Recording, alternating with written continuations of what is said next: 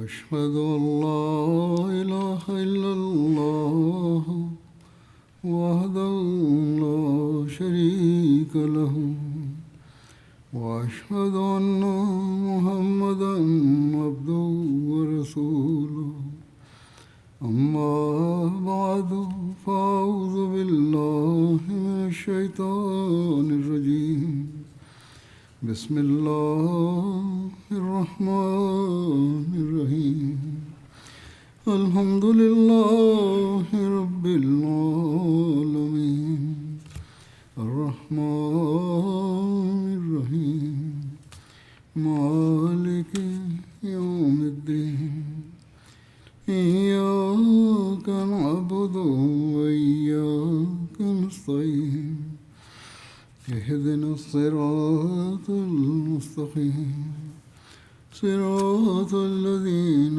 أنعمت عليهم غير المغضوب عليهم ولا الضالين.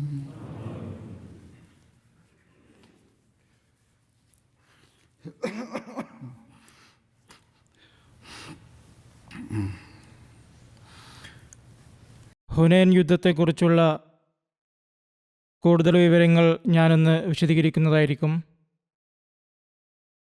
മക്കയിൽ നിന്ന് പുറപ്പെടുമ്പോൾ നബി തിരുമേനി സല്ലല്ലാഹു അലൈഹി വസല്ലം ഹസ്രത്ത് അത്താബ് ബിൻ അസീദിനെ മക്കയുടെ അമീറായി നിയമിച്ചു.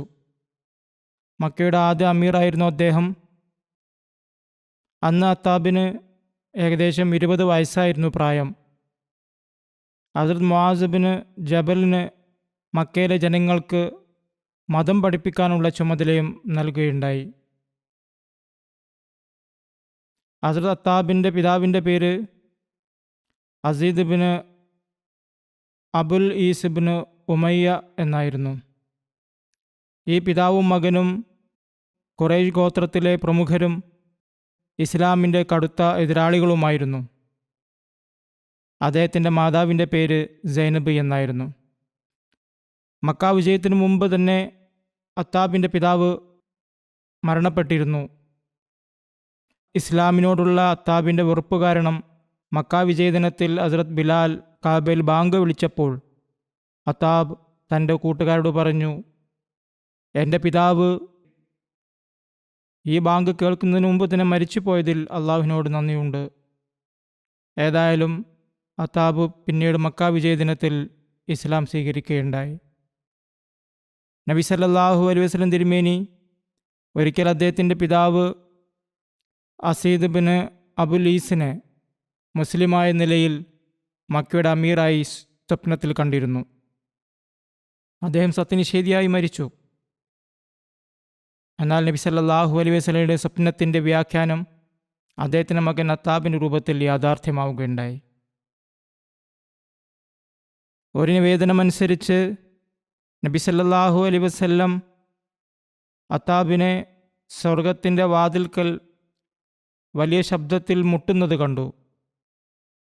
ഒടുവിൽ വാതിൽ തുറക്കപ്പെടുകയും അദ്ദേഹം അതിൽ പ്രവേശിക്കുകയും ചെയ്തു. മറ്റൊരു നിവേദനത്തിൽ നബി സല്ലല്ലാഹു അലൈഹി വസല്ലം തിരുമേനി പറഞ്ഞു, സത്യനിഷേധിയായി മരിച്ച അത്താബിൻ്റെ പിതാവ് അസീദിനെ ഞാൻ സ്വർഗത്തിൽ കണ്ടു. എങ്ങനെയാണ് അസീദ് സ്വർഗത്തിൽ പ്രവേശിച്ചതെന്ന് ഞാൻ ചിന്തിച്ചു. മക്ക വിജയദിനത്തിൽ അത്താബ് ബിൻ അസീദ് മുന്നോട്ട് വന്നപ്പോൾ നബി സല്ലല്ലാഹു അലൈഹി വസല്ലം തിരുമേനി പറഞ്ഞു, ഞാൻ ഇയാളെയാണ് സ്വർഗത്തിൽ കണ്ടത്. ഇയാളെ എൻ്റെ അടുത്തേക്ക് കൊണ്ടുവരൂ. അദ്ദേഹത്തെ നബി സല്ലല്ലാഹു അലൈഹി വസല്ലമയുടെ മുമ്പിൽ കൊണ്ടുവന്നു. നബി സല്ലല്ലാഹു അലൈഹി വസല്ലം അദ്ദേഹത്തെ മക്കയുടെ അമീറായി നിയമിച്ചു. എന്നിട്ട് പറഞ്ഞു, അത്താബ്, ഞാൻ നിന്നെ ആരുടെ മേലാണ് അമീറാക്കിയത് എന്ന് നിനക്കറിയാമോ? ഞാൻ നിന്നെ അഹ്ലുല്ല, അതായത് അള്ളാഹുവിൻ്റെ ഭവനത്തിലെ ആളുകളുടെ മേലാണ് അമീറാക്കിയത്. അതുകൊണ്ട് അവരോട് നല്ല രീതിയിൽ പെരുമാറുക. നബി സല്ലല്ലാഹു അലൈഹി വസല്ലം 3 തവണ ഇത് ആവർത്തിച്ചു പറഞ്ഞു. നബി സല്ലല്ലാഹു അലൈഹി വസല്ലമയുടെ വഫാത്ത് വരെ അദ്ദേഹം മക്കയുടെ അമീറായിരുന്നു. ഒരു റിവായത്തിലുള്ളത് അദ്ദേഹം ഹസ്രത്ത് അബൂബക്കർ റളിയല്ലാഹു അൻഹുവിൻ്റെ ഭരണകാലത്തും മക്കയുടെ അമീറായിരുന്നു എന്നാണ്. അദ്ദേഹം ഹസ്രത്ത് അബൂബക്കർ റളിയല്ലാഹു അൻഹു മരിച്ച അതേ ദിവസം തന്നെയാണ് മരിച്ചത്. മറ്റൊരു റിവായത്ത് അനുസരിച്ച് അദ്ദേഹം ഉമർ റളിയല്ലാഹുവിൻ്റെ ഭരണകാലം വരെ ജീവിച്ചിരുന്നു.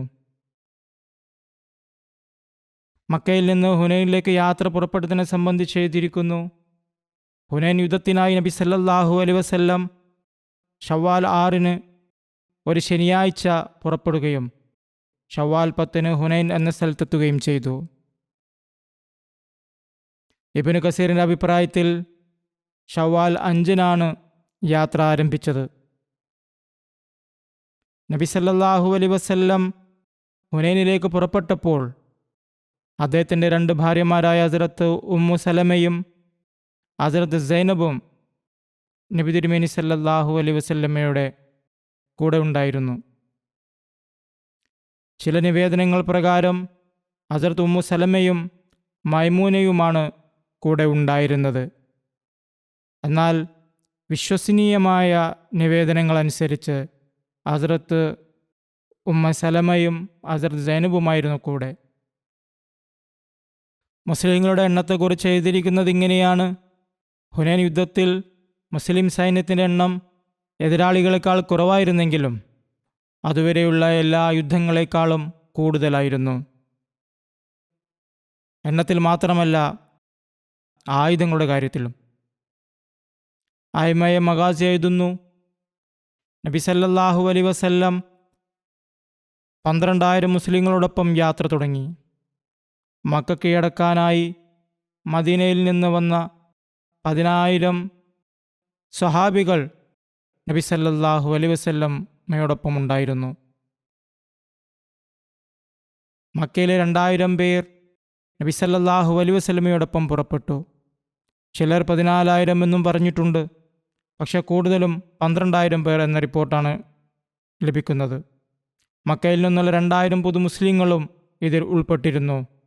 14,000 എന്ന് പറയുന്നവർ മദീനയിൽ നിന്ന് വന്നവരുടെ എണ്ണം 10,000 പകരം 12,000 എന്ന് പറയുന്നു. എന്നാൽ മക്കയിൽ നിന്ന് ചേർന്നവർ 2,000 പേരാണെന്ന് തന്നെയാണ് അവർ പറയുന്നത്. ഹുനൈനിലേക്കുള്ള വഴിയിൽ സാത്തെ അൻവാത്ത് എന്നറിയപ്പെടുന്ന ഒരു വലിയ ഇലന്തമരമുണ്ടായിരുന്നു. അതിനെ സത്യനിഷേധികൾ വളരെയധികം ബഹുമാനിച്ചിരുന്നു. അവർ വിജയത്തിനുള്ള ശകുനമായി അവരുടെ ആയുധങ്ങൾ അതിൽ തൂക്കിയിടുകയും അവിടെ ധ്യാനമനുഷ്ഠിക്കുകയും ചെയ്തിരുന്നു. കൂടാതെ അതിനോട് വലിയ ആദരവ് പ്രകടിപ്പിക്കുകയും ചെയ്തിരുന്നു. മുസ്ലിം സൈന്യം ആ മരത്തിനടുത്ത് കൂടി പോകുമ്പോൾ മക്കയിൽ നിന്നുള്ള ചില പുതുമുസ്ലിങ്ങൾ നബി സല്ലല്ലാഹു അലൈഹി വസല്ലമയോട്, നബി തിരുമേനി, ഞങ്ങൾക്ക് വേണ്ടി ഇങ്ങനെയൊരു മരം നിശ്ചയിച്ചു തരുമോ എന്ന് ആവശ്യപ്പെട്ടു. അപ്പോൾ നബി സല്ലല്ലാഹു അലൈഹി വസല്ലം പറഞ്ഞു, അല്ലാഹു അക്ബർ, ഞങ്ങൾ മൂസായുടെ ജനത അദ്ദേഹത്തോട് ചോദിച്ച അതേ കാര്യമാണ് ചോദിച്ചിരിക്കുന്നത്. യാ മൂസ ഇജ്അൽ ലനാ ഇലാഹൻ കമാ ലഹും ആലിഹ ഖാല ഇന്നകും ഖൗമുൻ തജ്ഹലൂൻ. അല്ലയോ മൂസ, അവർക്കുള്ളതുപോലെയുള്ള ഒരാരാധ്യൻ ഞങ്ങൾക്കും ഉണ്ടാക്കി തരിക. അദ്ദേഹം മറുപടി പറഞ്ഞു, തീർച്ചയായും നിങ്ങൾ ഒരു വലിയ വിവരമില്ലാത്ത ജനതയാണ്. നബി സല്ലല്ലാഹു അലൈഹി വസല്ലം പറഞ്ഞു, നിങ്ങളും തീർച്ചയായും മുൻഗാമികളുടെ വഴിയെ തന്നെ നടക്കും. നിങ്ങൾ ചെയ്യുന്നത് അതേ കാര്യങ്ങളാണ്. മുമ്പ് സൂചിപ്പിച്ചതുപോലെ ഹുനൈൻ യുദ്ധത്തിൽ ഇസ്ലാമിലും വിശ്വാസത്തിലും ഉറച്ചു നിൽക്കാത്ത 2,000 പുതു മുസ്ലിം യുവാക്കളും ചേർന്നിരുന്നു. അവർക്ക് കാര്യമായ യുദ്ധപരിചയമോ ആയുധങ്ങളോ ഉണ്ടായിരുന്നില്ല. ഈ ആളുകൾ കാരണമാണ് ഹുനൈനിൽ ഒരു പരിഭ്രാന്തിയും താൽക്കാലികമായ പിന്തിരിയലും ഉണ്ടായത്. അതുപോലെ നബി സല്ലല്ലാഹു അലൈഹി വസല്ലമയോടൊപ്പം മുസ്ലിങ്ങളല്ലാത്ത ചിലരും മക്കയിൽ നിന്ന് പുറപ്പെട്ടു. ചിലർ കുതിരപ്പുറത്തും ചിലർ കാൽനടയായുമായിരുന്നു. സ്ത്രീകളും കൂടെ പോയിരുന്നു. അവർ യുദ്ധത്തിൻ്റെ ഫലം കാണാനും മുസ്ലിങ്ങൾ വിജയിക്കുകയാണെങ്കിൽ യുദ്ധം മുതൽ ലഭിക്കുമല്ലോ എന്ന പ്രതീക്ഷയിലുമാണ് അവർ കൂടെ കൂടിയത്. നബി സല്ലല്ലാഹു അലൈഹി വസല്ലമയെയും സഹാബികളെയും എന്തെങ്കിലും ബുദ്ധിമുട്ട് ബാധിക്കുമോ എന്നതിൽ അവർക്ക് താൽപ്പര്യമുണ്ടായിരുന്നില്ല. അവരിൽ ഒരു വിഭാഗം വെറും കാഴ്ചക്കാരായിട്ടാണ് പോയിട്ടുണ്ടായിരുന്നത്. കൂടാതെ മുശ്രിക്കുകളായിരുന്ന ചിലരുമുണ്ടായിരുന്നു. ഈ മുശ്രിക്കുകളുടെ എണ്ണം 80ഓളം വരുമെന്ന് പറയപ്പെടുന്നു. ഇതിനടിസ്ഥാനമാക്കി ചില ചരിത്രകാരന്മാർ പറയുന്നത് നബി സല്ലല്ലാഹു അലൈഹി വസല്ലം തിരുമേനി മുശ്രിക്കുകളിൽ നിന്ന് സഹായം സ്വീകരിച്ച ആദ്യത്തെ യുദ്ധമാണിത് എന്നാണ്. കാരണം ഇതിനു മുമ്പ് നബി സല്ലല്ലാഹു അലൈഹി വസല്ലം ഇന്നാ ലാ നസ്തഈനു മിനൽ മുശ്രിക്, നാം മുശ്രിക്കുകളിൽ നിന്ന് സഹായം തേടുന്നില്ല എന്ന് പറയാറുണ്ടായിരുന്നു. അവരുടെ അഭിപ്രായത്തിൽ ഹുനൈൻ യുദ്ധത്തിലാണ് നബി തിരുമേനി സല്ലല്ലാഹു അലൈഹി വസല്ലം മുശ്രിക്കുകളെ ആദ്യമായി ഉൾപ്പെടുത്തിയത് എന്നാണ്. എന്നാൽ നബി സല്ലല്ലാഹു അലൈഹി വസല്ലം അവരിൽ നിന്ന് സഹായം സ്വീകരിച്ചില്ല എന്നതാണ് ശരിയായ വസ്തുത. ബദർ യുദ്ധത്തിൽ ഓരോ വ്യക്തിയുടെയും സഹായം ആവശ്യമുണ്ടായിരുന്നപ്പോഴും നബി സല്ലല്ലാഹു അലൈഹി വസല്ലം തിരുമേനി ഒരു മുശ്രിക്കിൻ്റെ സഹായം സ്വീകരിക്കാൻ വിസമ്മതിക്കുകയാണുണ്ടായത്. എന്നാൽ ഈ യുദ്ധത്തിൽ ഖുർആൻ പറയുന്നത് പോലെ മുസ്ലിങ്ങളുടെ എണ്ണം കാരണം അവർ അഹങ്കാരികളായി മാറിയിരുന്നു. അപ്പോൾ പിന്നെ ഏതാനും മുശ്രിക്കുകളുടെ സഹായം എന്തിനാണ്? അതുകൊണ്ട് നബി സല്ലല്ലാഹു അലൈഹി വസല്ലം ഒരു മുശ്രിക്കിനെയും യുദ്ധത്തിൽ ഉൾപ്പെടുത്തിയിട്ടില്ല. ആരെയും യുദ്ധത്തിൽ ചേരാൻ ആവശ്യപ്പെട്ടിട്ടുമില്ല. ചരിത്രഗ്രന്ഥങ്ങളിലെ വിശദാംശങ്ങളിൽ നിന്ന് വ്യക്തമാകുന്നത് മക്കയിൽ നിന്നുള്ള പലരും യുദ്ധം കാണാൻ വേണ്ടി മാത്രമായും യുദ്ധം മുതൽ മോഹിച്ചും സ്വയം സൈന്യത്തിൽ ചേർന്നു എന്നാണ്. മുസ്ലിങ്ങൾ വിജയിക്കുമെന്നും കാഴ്ച കണ്ട് യുദ്ധം മുതൽ കൊള്ളയടിക്കാമെന്നും അവർ കരുതുകയുണ്ടായി. കൂടാതെ മക്കയിലെ പരാജയം മറക്കാൻ കഴിയാത്ത ചില ദുരുദ്ദേശക്കാരായ മുശ്രിക്കുകളും ഉണ്ടായിരുന്നു. നബി സല്ലല്ലാഹു അലൈഹി വസല്ലം തിരുമേനിയെ വധിക്കാൻ മക്കയിൽ അവർ പരാജയപ്പെട്ടതുപോലെ ഇവിടെ ശത്രുക്കൾക്ക് കഴിഞ്ഞില്ലെങ്കിൽ അവർക്ക് നൗദുബില്ലാ നബി സല്ലല്ലാഹു അലൈഹി വസല്ലമയെ വധിക്കാനുള്ള അവസരം ലഭിക്കുമെന്നും അങ്ങനെ പകരം വീട്ടി ആശ്വാസം കൊള്ളാമെന്നും അവർ കരുതുകയുണ്ടായി. ഏതായാലും 12,000 പേരടങ്ങുന്ന സൈന്യം മക്കയിൽ നിന്ന് പുറപ്പെട്ട് 3 ദിവസത്തെ യാത്രയ്ക്ക് ശേഷം, ചിലരുടെ അഭിപ്രായത്തിൽ 5 ദിവസത്തെ യാത്രയ്ക്ക് ശേഷം ഹുനൈൻ താഴ്വരയിലെത്തുകയുണ്ടായി. വഴിയിൽ ഒരു പരിചയോ വാളോ സഹാബികളുടെ ഏതെങ്കിലും വസ്തുക്കളോ താഴെ വീണാൽ അബൂ സുഫിയാൻ ബിൻ ഹർബ് നബി സല്ലല്ലാഹു അലൈഹി വസല്ലമയെ വിളിച്ച് ഈ സാധനങ്ങൾ എനിക്ക് തരൂ, ഞാൻ അതെടുക്കാം എന്ന് പറയുമായിരുന്നു. അങ്ങനെ അദ്ദേഹത്തിൻ്റെ ഒട്ടകം സാധനങ്ങളാൽ നിറഞ്ഞു കവിയുകയുണ്ടായി. ഹസ്രത്ത് സാലിബ് ബിൻ ഹൻസലിയ വിവരിക്കുന്നു, ഹുനൈൻ യുദ്ധത്തിൽ അവർ നബി സല്ലല്ലാഹു അലൈഹി വസല്ലമയോടൊപ്പം യാത്ര ചെയ്യുകയായിരുന്നു. അവർ വളരെ ദൂരം സഞ്ചരിച്ച് വൈകുന്നേരമായി. ഞാൻ നബി സല്ലല്ലാഹു അലൈഹി വസല്ലമയോടൊപ്പം നമസ്കാരത്തിൽ പങ്കെടുത്തു. അപ്പോൾ ഒരാൾ കുതിരപ്പുറത്ത് വന്ന് പറഞ്ഞു, അള്ളാഹുവിൻ്റെ ദൂതരെ, ഞാൻ അങ്ങയുടെ മുമ്പേ പോയിരുന്നു. അങ്ങനെ ഞാൻ ഇന്ന മലകളിൽ കയറി. അവിടെ ഞാൻ ഹവാസിൻ ഗോത്രക്കാർ അവരുടെ സ്ത്രീകളും ഒട്ടകങ്ങളും ആടുകളും മറ്റു മൃഗങ്ങളുമായി ഒരുമിച്ച് കൂടിയിരിക്കുന്നത് ഞാൻ കണ്ടു. നബി സല്ലല്ലാഹു അലൈഹി വസല്ലം പുഞ്ചിരിച്ചുകൊണ്ട് പറഞ്ഞു, നാളെ ഇൻഷാ അല്ലാഹ് ഇത് മുസ്ലിങ്ങളുടെ യുദ്ധം മുതലായിരിക്കും. പിന്നീട് അവിടുന്ന് ചോദിച്ചു, ഇന്ന് രാത്രി ആരാണ് നമുക്ക് കാവൽ നിൽക്കുക? അനസ് ബിൻ അബി മർസദ് പറഞ്ഞു, അള്ളാഹുവിൻ്റെ ദൂതരെ, ഞാൻ കാവൽ നിൽക്കാം. അവിടുന്ന് പറഞ്ഞു, എന്നാൽ കുതിരപ്പുറത്ത് കയറിക്കൊള്ളൂ. അദ്ദേഹം തൻ്റെ കുതിരപ്പുറത്ത് കയറി നബി സല്ലല്ലാഹു അലൈഹി വസല്ലം തിരുമേനിയുടെ അടുത്തേക്ക് വന്നു. നബി സല്ലല്ലാഹു അലൈഹി വസല്ലം അദ്ദേഹത്തോട് പറഞ്ഞു, ആ താഴ്വരയിലേക്ക് പോവുക.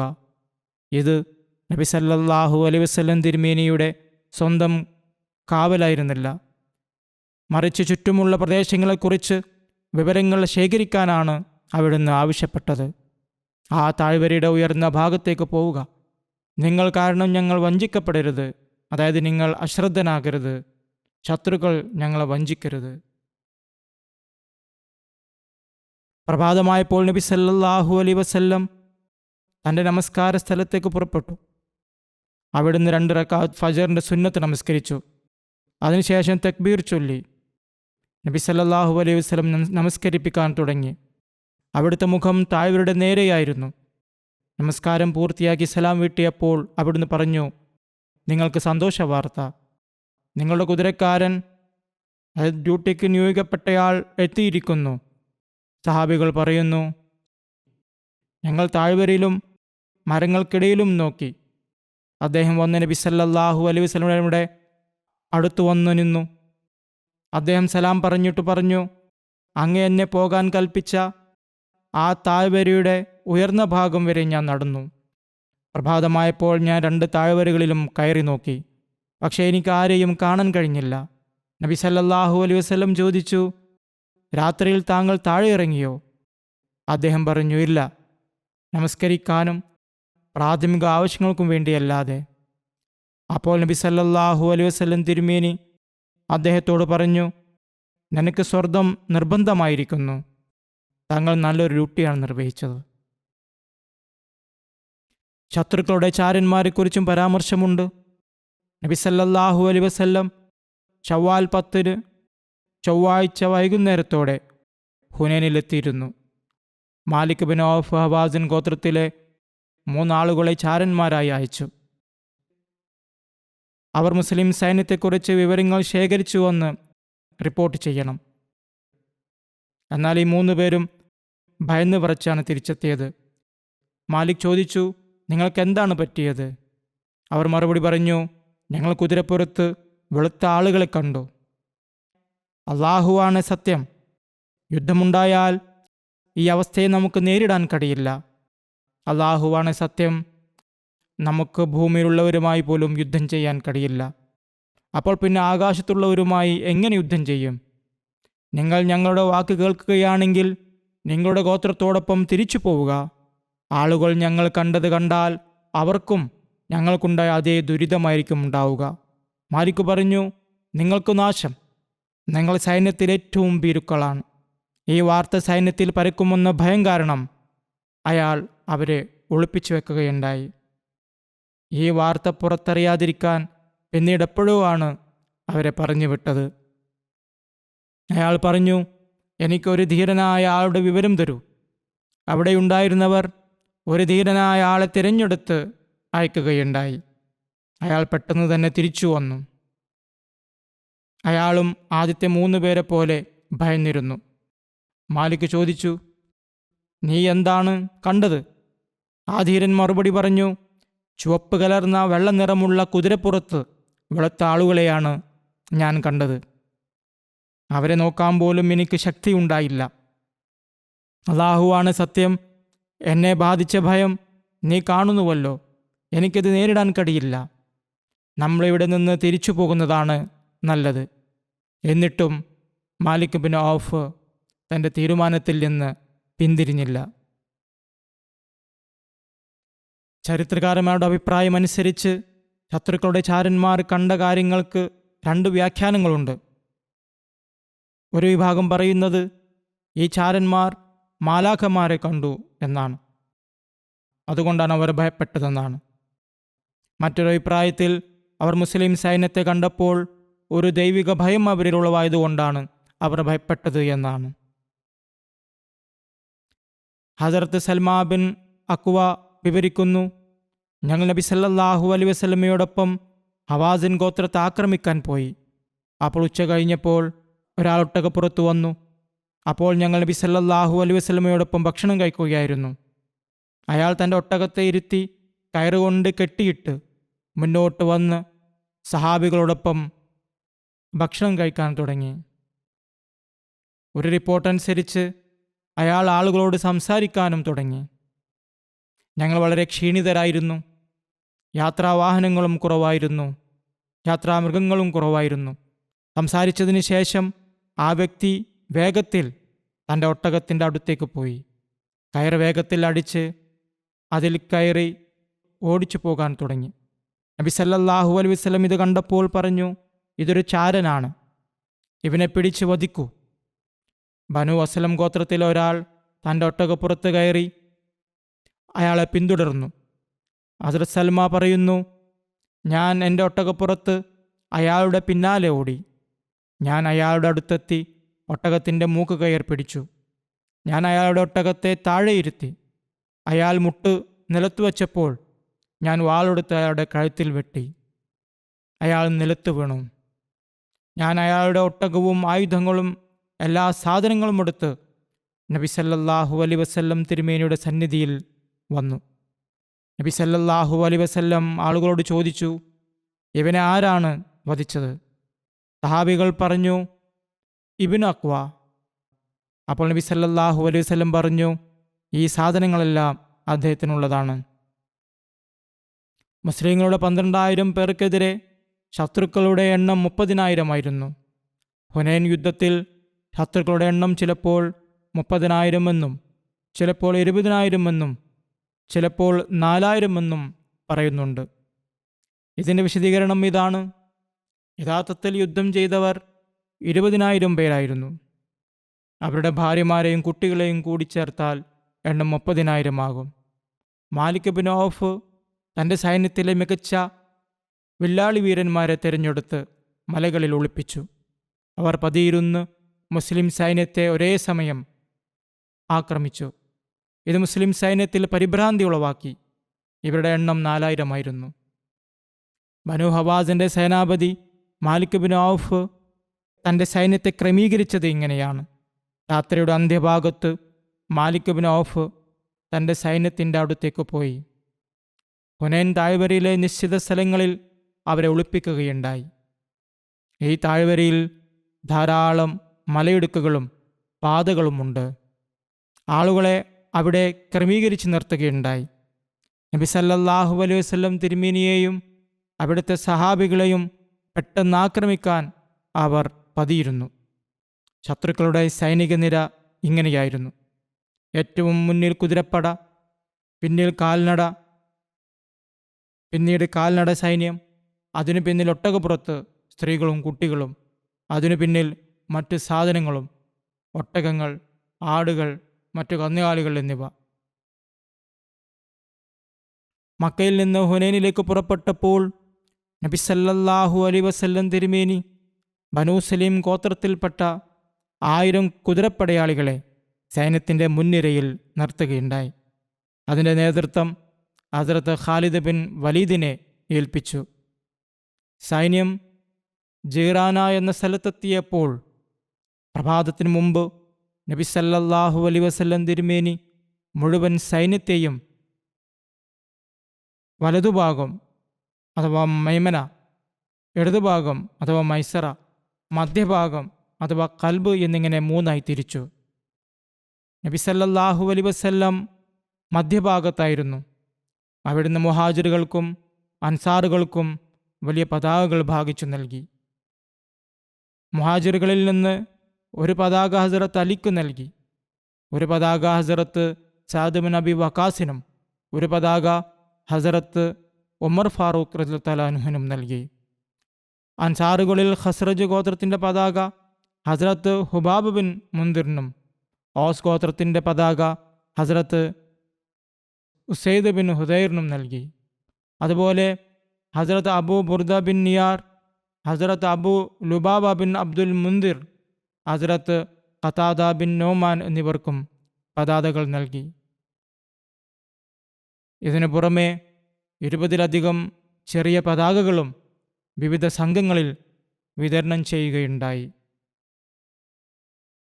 ഹുനൈൻ ദിനത്തിൽ ഒരാൾ പറഞ്ഞു, ഇന്ന് നമ്മൾ കുറഞ്ഞുപോയെന്ന കാരണത്താൽ പരാജയപ്പെടുകയില്ല, അതായത് ഇന്ന് നമ്മൾ വളരെ കൂടുതലാണ്. എന്നാൽ നബി സല്ലല്ലാഹു അലൈഹി വസല്ലം തിരുമേനിക്ക് ഈ വാക്ക് തീരെ ഇഷ്ടപ്പെട്ടില്ല. ഖുർആനും ഈ വാക്കിനെ അനിഷ്ടത്തോടെ നോക്കിക്കൊണ്ട് ഇങ്ങനെ പറഞ്ഞു: ഇത് അജബുത്കും കസ്റത്തുക്കും, നിങ്ങളുടെ എണ്ണം നിങ്ങളെ അഹങ്കാരികളാക്കി. ഹുനൈൻ യുദ്ധത്തിൽ ആദ്യം മുസ്ലിങ്ങൾക്ക് വിജയം ലഭിച്ചു. പിന്നീട് ശത്രുക്കളുടെ ശക്തമായ ആക്രമണത്താൽ മുസ്ലിങ്ങൾ പരിഭ്രാന്തരായി പിന്തിരിഞ്ഞോടുകയും താൽക്കാലികമായി പരാജയപ്പെടുകയും ചെയ്തു. എന്നാൽ ഒടുവിൽ മുസ്ലിങ്ങൾക്ക് മഹത്തായ വിജയം ലഭിക്കുകയാണുണ്ടായത്. അതിൻ്റെ വിശദീകരണം ഇപ്രകാരമാണ്. ഹുനൈൻ യുദ്ധത്തെക്കുറിച്ച് സാധാരണയായി പറയുന്നത് മുസ്ലിം സൈന്യം പ്രഭാതവേളയിലെ ഇരുട്ടിൽ ഹുനൈൻ താഴ്വരയിൽ പ്രവേശിച്ചുവെന്നാണ്. അതേസമയം ശത്രു സൈന്യം നേരത്തെ തന്നെ താഴ്വരയിലെത്തിയിരുന്നു. അവരുടെ മികച്ച വില്ലാളി വീരന്മാർ മലയിടുക്കുകളിൽ ഒളിച്ചിരുന്നു. ഇതറിയാത്ത മുസ്ലിങ്ങൾ താഴ്വരയിൽ പ്രവേശിച്ചപ്പോൾ ആ വില്ലാളി വീരന്മാർ ഒരേ സമയം ആക്രമണം നടത്തുകയുണ്ടായി. ഇത് മുസ്ലിം സൈന്യത്തിൽ പരിഭ്രാന്തി സൃഷ്ടിച്ചു. അവർ പിന്തിരിഞ്ഞോടാൻ തുടങ്ങി. നബി സല്ലല്ലാഹു അലൈഹി വസല്ലമയും ഏതാനും സഹാബികളും മാത്രം അവിടെ അവശേഷിച്ചു. പിന്നീട് നബി സല്ലല്ലാഹു അലൈഹി വസല്ലം തുടർച്ചയായി വിളിച്ചപ്പോൾ മുസ്ലിം സൈന്യം തിരിച്ചു വരികയും ശത്രുക്കളുമായി ശക്തമായ യുദ്ധം ചെയ്യുകയും ശത്രുക്കൾ ദയനീയമായി പരാജയപ്പെട്ട് യുദ്ധക്കളം വിട്ട് ഓടുകയും ചെയ്തു. ഇത് ഇബ്നു ഹിഷാമിൻ്റെ ചരിത്രത്തിൽ നിന്ന് എടുത്തിട്ടുള്ളതാണ്. എന്നാൽ സഹീഹ് ബുഖാരിയിൽ ഒരു റിപ്പോർട്ടുണ്ട്. അത് ഹുനൈൻ യുദ്ധത്തെ ഒരു വ്യത്യസ്തമായ രീതിയിലാണ് വിശദീകരിച്ചിരിക്കുന്നത്. ഹുനൈൻ യുദ്ധത്തിൽ പങ്കെടുത്ത ഹസരത്ത് ബറാ ബിൻ ആസിബ് റിപ്പോർട്ട് ചെയ്ത ഹദീസുകൾ സഹീഹ് ബുഖാരിയിൽ ഒരുപാട് കാണാം. അദ്ദേഹം പറയുന്നു, ഞങ്ങൾ ബനു ഹവാസിനെ ആക്രമിച്ചപ്പോൾ അവർ പരാജയപ്പെട്ട് പിന്തിരിഞ്ഞോടുകയുണ്ടായി. ഞങ്ങൾ യുദ്ധം മുതൽ ശേഖരിക്കാൻ തുടങ്ങി. അപ്പോഴേക്കും അവർ ഞങ്ങളുടെ മേൽ അമ്പുകളുടെ ഒരു പെരുമഴ വർഷിപ്പിച്ചു. ഇത് കാരണം സംരക്ഷിക്കാൻ ആയുധങ്ങളില്ലാത്ത യുവാക്കൾ പിന്നോട്ട് തിരിഞ്ഞോടുകയുണ്ടായി. എന്നാൽ നബി സല്ലല്ലാഹു അലൈഹി വസല്ലം തിരുമേനി അപ്പോഴും യുദ്ധക്കളത്തിൽ ഉറച്ചു നിന്നു. റാവി ബറാ ബിൻ ആസിബ് പറയുന്നു, ഞാൻ നബി സല്ലല്ലാഹു അലൈഹി വസല്ലം തിരുമേനിയെ ഒരു വെളുത്ത കോവർ കഴുതപ്പുറത്ത് കണ്ടു. അബൂ സുഫിയാൻ ബിൻ ഹാരിസ് ആയിരുന്നു അതിൻ്റെ കടിഞ്ഞാൻ പിടിച്ചിരുന്നത്. നബി സല്ലല്ലാഹു അലൈഹി വസല്ലം ഇങ്ങനെ പറഞ്ഞുകൊണ്ടിരുന്നു, അന നബി ലാ കസിബ് അന ഇബ്നു അബ്ദുൽ മുത്തലിബ്. ഞാൻ പ്രവാചകനാകുന്നു, ഇത് കളവല്ല, ഞാൻ അബ്ദുൽ മുത്തലിബിൻ്റെ മകനാണ്. ബുഖാരിയുടെ ഈ നിവേദനം ഒഴിച്ചു നിർത്തി നോക്കുകയാണെങ്കിൽ ഹുനൈൻ യുദ്ധത്തിന് 2 ഘട്ടങ്ങളുണ്ടെന്ന് പൊതുവെ ചരിത്രകാരന്മാർ പറയുന്നുണ്ട്. ഒന്ന്, മുസ്ലിങ്ങൾ അപ്രതീക്ഷിത ആക്രമണം കാരണം ചിതറിപ്പോകുന്നത്. 2, മുസ്ലിങ്ങൾ വീണ്ടും സംഘടിച്ച് ആക്രമിക്കുകയും ശത്രുക്കളെ പരാജയപ്പെടുത്തുകയും ചെയ്യുന്നത്. എന്നാൽ ബുഖാരിയുടെ ഈ നിവേദനത്തെ അടിസ്ഥാനമാക്കിയാൽ യുദ്ധത്തിന് 3 ഘട്ടങ്ങളുണ്ട് എന്നാണ് മനസ്സിലാകുന്നത്. ആദ്യഘട്ടത്തിൽ മുസ്ലിം സൈന്യം യാതൊരു മടിയുമില്ലാതെ ഹുനൈൻ താഴ്വരയിൽ പ്രവേശിച്ചു. തങ്ങൾക്ക് മുമ്പിലുള്ള ശത്രു സൈന്യം പിന്തിരിഞ്ഞോടുന്നത് കണ്ടപ്പോൾ മുസ്ലിങ്ങളിൽ ഒരു വിഭാഗം യുദ്ധം മുതൽ ശേഖരിക്കാൻ തുടങ്ങി. 2ാം ഘട്ടത്തിൽ ബനു ഹവാസിൻ്റെ സേനാധിപതി മാലിക് ബിൻ ഔഫ് തൻ്റെ 4000 വില്ലാളി വീരന്മാരെ ഒളിപ്പിച്ചു നിർത്തിയിരുന്നു. മുസ്ലിം സൈന്യം താഴ്വരയിൽ പ്രവേശിക്കുന്നത് കണ്ടപ്പോൾ അവർ ഒരേ സമയം അമ്പുകൾ വർഷിച്ചുകൊണ്ട് ശക്തമായ ആക്രമണം നടത്തി. ബനു ഹവാസ് അറബികളിലെ മികച്ച വില്ലാളി വീരന്മാരായിരുന്നു. രാവിലെ വെളിച്ചക്കുറവുള്ള സമയത്ത് മുസ്ലിം സൈന്യത്തിലെ ഒരു വിഭാഗം യുദ്ധം മുതൽ ശേഖരിക്കുന്നതിൽ ഏർപ്പെട്ടിരുന്നു. അവരിൽ ഇസ്ലാമിൽ നന്നായി വേരൂന്നിയിട്ടില്ലാത്ത മക്കയിലെ പുതു മുസ്ലിങ്ങളും ഉണ്ടായിരുന്നു. അമ്പുകളിൽ നിന്ന് സ്വയം രക്ഷിക്കാൻ അവർക്ക് വേണ്ടത്ര സംരക്ഷണ കവചങ്ങളോ മറ്റു ഉപകരണങ്ങളോ ഉണ്ടായിരുന്നില്ല. ഈ അപ്രതീക്ഷിത ശരപ്രവാഹത്തിൽ നിന്ന് രക്ഷപ്പെടാൻ അവർ ഓടി. അവരുടെ യാത്രാവാഹനങ്ങളും കൂടെ ഉണ്ടായിരുന്നു. അവർ പെട്ടെന്ന് പിന്നോട്ടോടിയപ്പോൾ മുഴുവൻ സൈന്യത്തിലും പരിഭ്രാന്തി പടർന്നു. ഒട്ടകങ്ങളും കുതിരകളും ഓടാൻ തുടങ്ങി. മൃഗങ്ങൾ ഭയന്നുകൊണ്ട് പിന്തിരിഞ്ഞോടി. താഴ്വര ഇടുങ്ങിയതായതുകൊണ്ട് മൃഗങ്ങൾ ആളുകളെ ചവിട്ടി മരിച്ചു.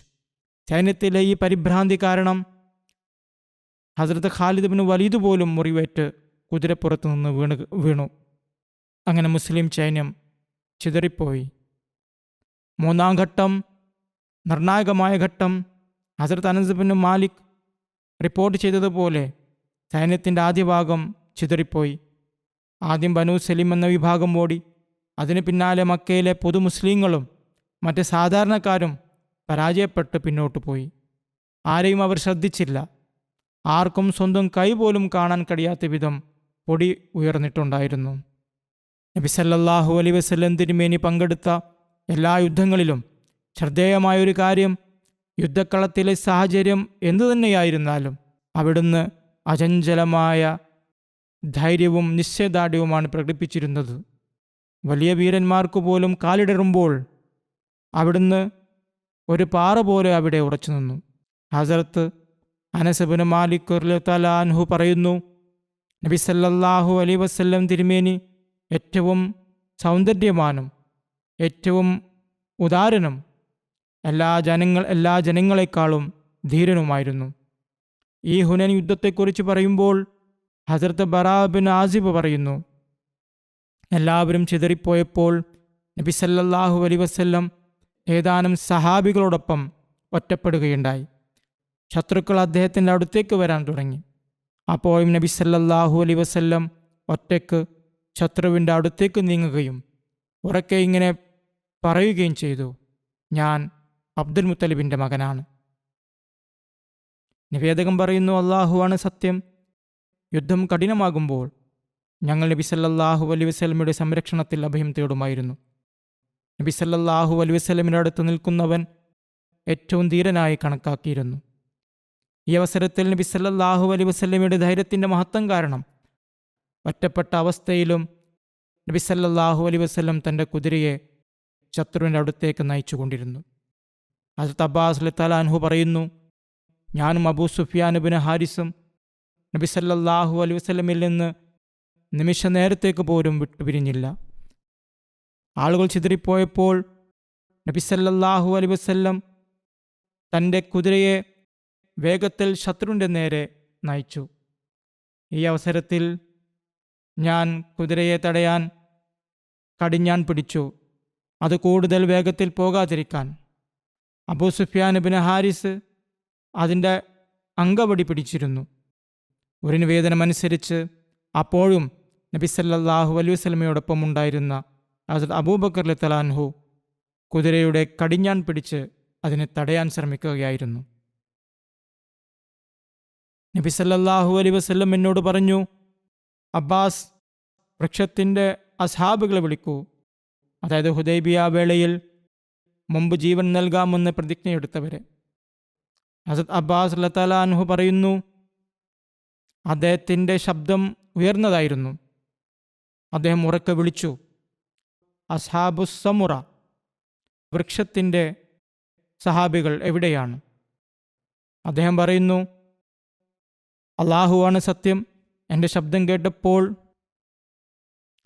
പശുക്കളുടെ അടുക്കിലേക്ക് പശുക്കുട്ടികൾ ഓടി വരുന്നത് പോലെ അവർ മടങ്ങി വരികയുണ്ടായി.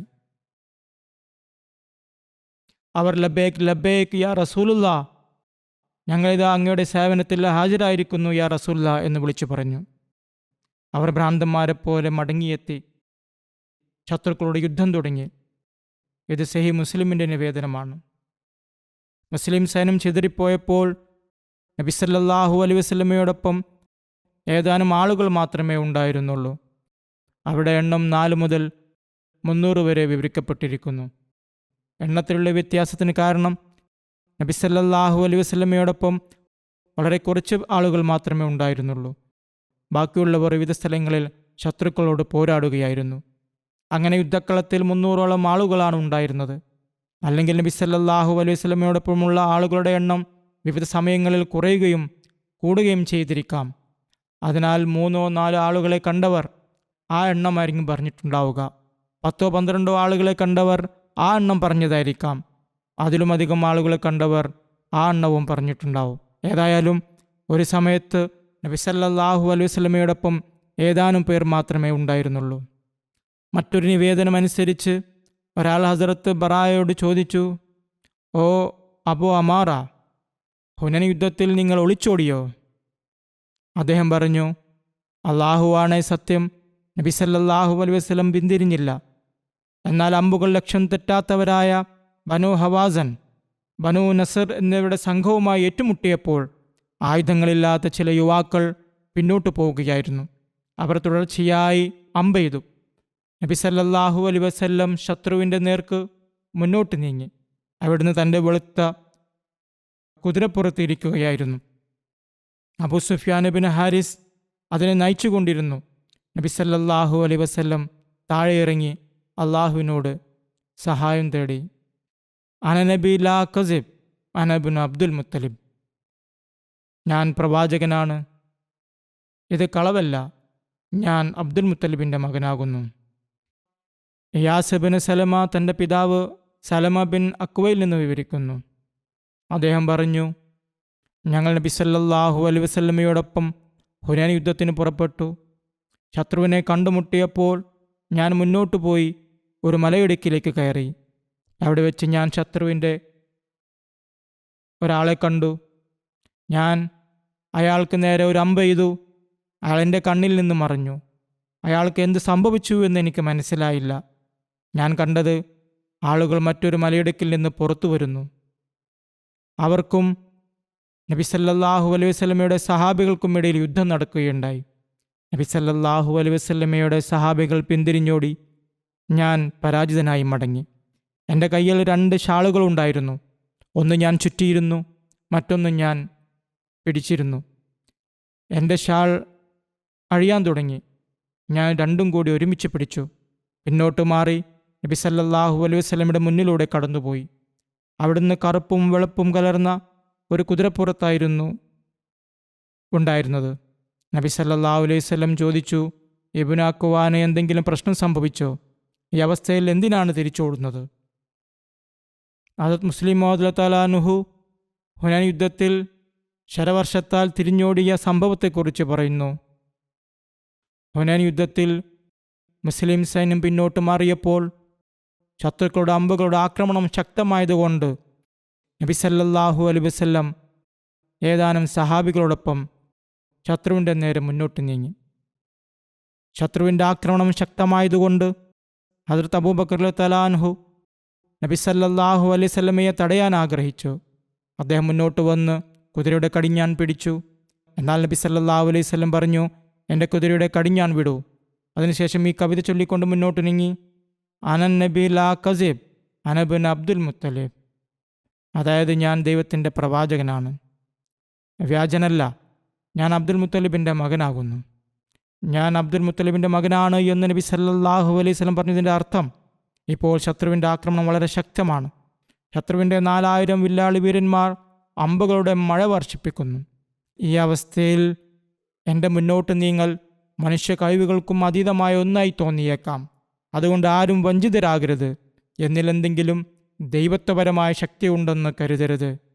ഞാൻ അബ്ദുൽ മുത്തലിബിൻ്റെ മകൻ മാത്രമാണ്, ഒരു മനുഷ്യൻ മാത്രമാണ്. എൻ്റെ പ്രവാചകത്വം കാരണം അള്ളാഹുവിൻ്റെ സഹായം മാത്രമാണ് എന്നോടൊപ്പമുള്ളത്. എല്ലാ ആളുകളും ഒളിച്ചോടിയില്ല എന്നും നിവേദനങ്ങളുണ്ട്.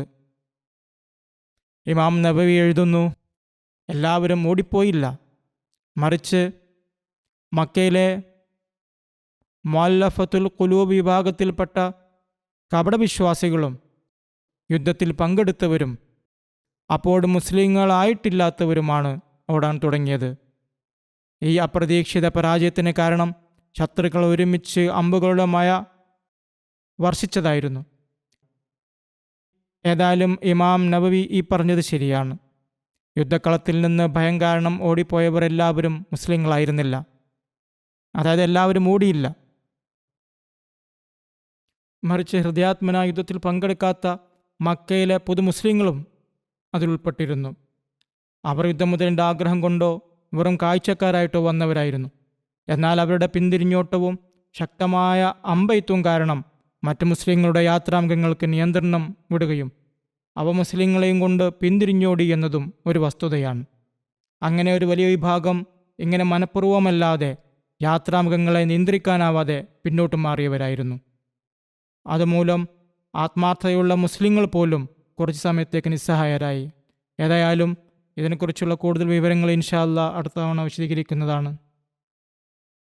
ഇന്നു മുതൽ ജർമ്മനിയിലെ ജൽസ സലാന ആരംഭിക്കുകയാണ്.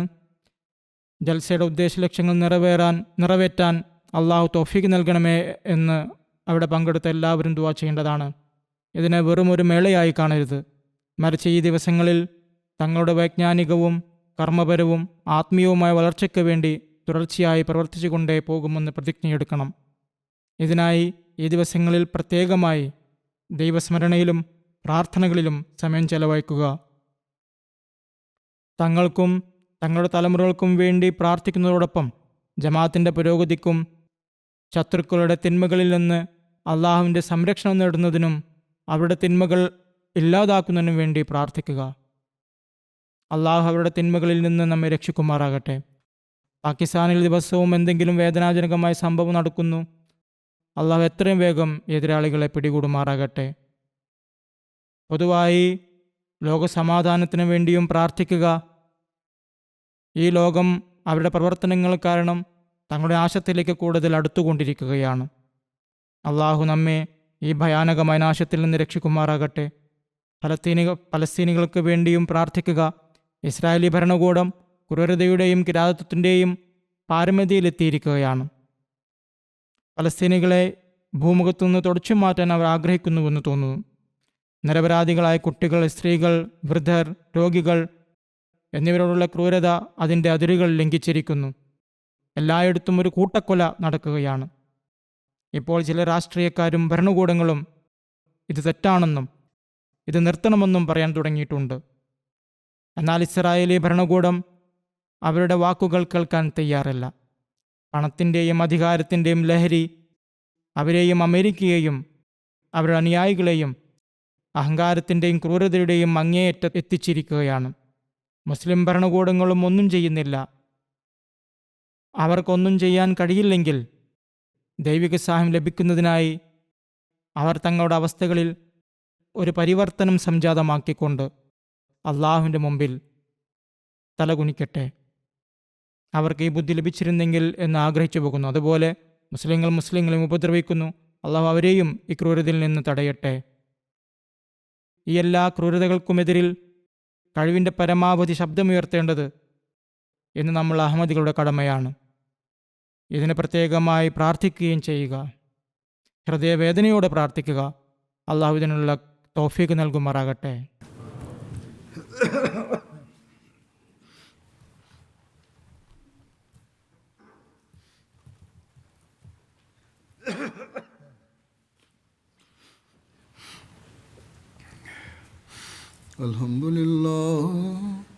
Alhamdulillah nahmaduhu wa nasta'inuhu wa nastaghfiruhu wa nu'minu bihi wa natawakkalu alayhi wa na'udhu billahi min shururi anfusina wa min sayyiati a'malina. Man yahdihillahu fala mudilla lahu ومن يضلل فلا هادي له ونشهد أن لا إله إلا الله ونشهد أن محمدا عبده ورسوله. عباد الله رحمكم الله إن الله يأمر بالعدل والإحسان وإيتاء ذي القربى وينهى عن الفحشاء والمنكر والبغي يعظكم لعلكم تذكرون. اذكروا الله يذكركم وادعوه يستجب لكم ولذكر الله أكبر.